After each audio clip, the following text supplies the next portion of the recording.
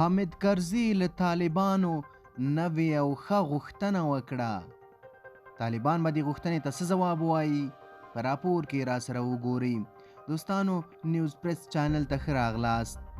هیله ده چې روغ او جوړ وئ. ویډیو را سره تر پایه وګورئ. حامد کرزي د نجونو او هلکانو پر مخ دې پوهنتونونه ژر تر ژره پرانیستل شي. پخواني ولسمشر حامد کرزي د نجونو او هلکانو پر مخ د پوهنتونونو د ژر پرانیستل کېدو غوښتنه وکړه.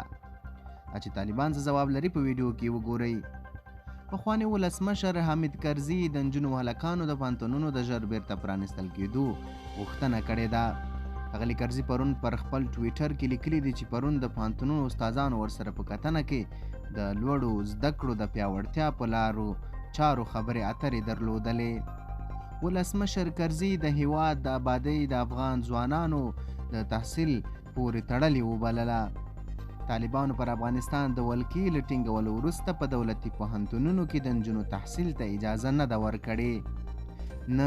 نه هم اویا ورځ ده چې طالبانو په اکثرو ولایتونو کې نجونو ته له شپږم ټولګي پورته د تعلیم مخه هم نیولې ده.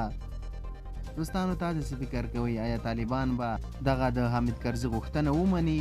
نجونې به مکتب ته پرېږدي او که نه؟ پر سره خپل نظر مو کمنټ بکس کې شریک کړئ.